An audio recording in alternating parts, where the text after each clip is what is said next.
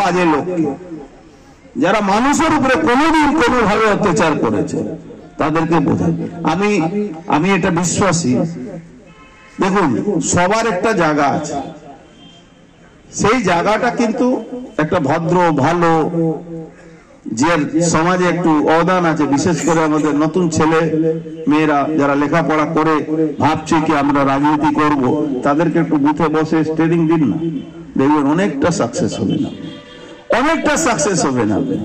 কিন্তু যেই ওই বুথের মধ্যে ওই যারা অত্যাচার করেছে, 2 নম্বরই করেছে, যারা বদমাশি করছে, যারা এলাকার লোকের তার উপরে খেপে আছে, এলাকার লোককে ওই যে কোনো কাজ করাবার জন্য বলে টাকা দাও, 2000 আগে না দিলে ঘরের ফার্মটা ভরবো না, এই লোকগুলোকে বুথে বসাবেন না, নালে আপনি জেতার আগে থেকে হেরে যাবেন। এটা কিন্তু মাথায় রাখতে হবে আপনার। ভোটটাকে পজিটিভ যখন ওয়েভ থাকবে তখন জেতাটা খুব ইজি, কিন্তু ভোটটা যখন নেগেটিভ ওয়েভ থেকে জিততে হয় তখন কিন্তু আপনাকে ওইভাবে নিজেকে তৈরি করতে হবে। দলের ব্যাপারটাই বেশি বলতে হবে। আর কোন কোন জায়গা আছে যেখানে বিরোধীর ব্যাপারেও বলতে হবে, সেই জায়গাগুলো যারা মাইকে বক্তব্য দেবেন তারা কিন্তু তাদেরকে জাজমেন্ট করতে হয় কি কোন জায়গায় আমি কি কথা বলবো। যে কথাগুলো মাইকে রোডে বলবো সেই কথাগুলো এখানে বলা দরকার, কিন্তু যে কথাগুলো এখানে বলবো সে কথা আবার মাইকে রোডের উপরে বলারও দরকার। আমাদের বেশিরভাগ বক্তা কি করে জানেন, এখানে যা বলবেন বাইরে তা বলবেন। আরে কর্মীদের কাছে কর্মীদের একটু জ্ঞান বৃদ্ধিটা বাড়ান, কর্মীদের ভোটটা কিভাবে হবে, মানুষ কাছে কিভাবে প্রচার করবে।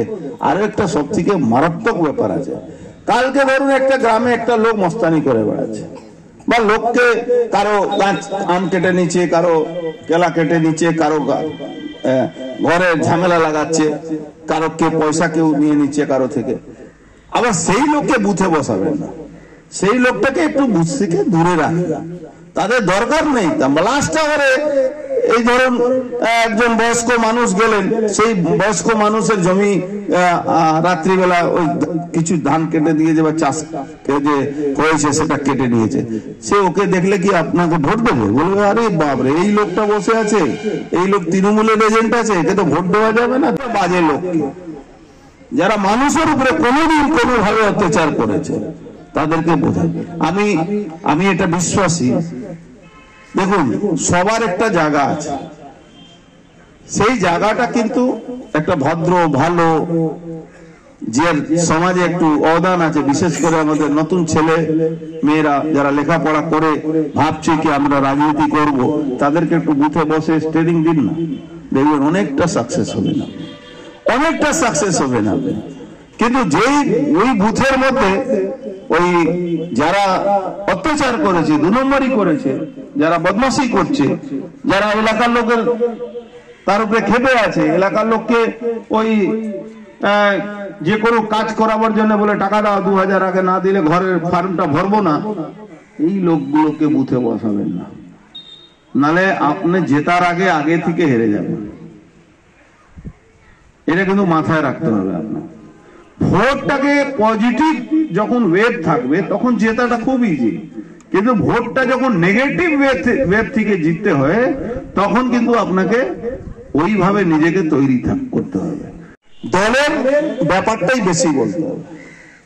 আর কোন কোন জায়গা আছে যেখানে বিরোধীর ব্যাপারেও বলতে হবে, সেই জায়গাগুলো যারা মাইকে বক্তব্য দেবেন তারা কিন্তু তাদেরকে জাজমেন্ট করতে হয় কি কোন জায়গায় আমি কি কথা বলবো। যে কথাগুলো মাইকে রোডে বলবো সেই কথাগুলো এখানে বলা দরকার, কিন্তু যে কথাগুলো এখানে বলবো সে কথা আবার মাইকে রোডের উপরে বলারও দরকার। আমাদের বেশিরভাগ বক্তা কি করে জানেন, এখানে যা বলবেন বাইরে তা বলবেন। আরে কর্মীদের কাছে কর্মীদের একটু জ্ঞান বৃদ্ধিটা বাড়ান, কর্মীদের ভোটটা কিভাবে হবে, মানুষ কাছে কিভাবে প্রচার করবে। আর একটা সব থেকে মারাত্মক ব্যাপার আছে, কালকে ধরুন একটা গ্রামে একটা লোক মস্তানি করে বেড়াচ্ছে, বা লোককে কারো গাছ আম কেটে নিচ্ছে, কারো কেলা কেটে নিচ্ছে, কারো ঘরে ঝামেলা লাগাচ্ছে, কারো কে পয়সা কেউ নিয়ে নিচ্ছে কারো থেকে। আবার সেই লোককে বুথে বসাবেন না, সেই লোকটাকে একটু বুথ থেকে দূরে রাখবেন, তাদের দরকার নেই। লাস্ট আওয়ারে এই ধরুন একজন বয়স্ক মানুষ গেলেন, সেই বয়স্ক মানুষের জমি রাত্রিবেলা ওই কিছু ধান কেটে দিয়েছে বা চাষ যে হয়েছে সেটা কেটে নিয়েছে, সে ওকে দেখলে কি আপনাকে ভোট দেবে? বলবে আরে বাপরে, এই লোকটা বসে আছে, এই লোক তৃণমূলের এজেন্ট আছে, একে তো ভোট দেওয়া যাবে না।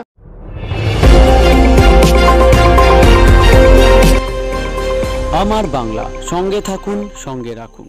আমার বাংলা।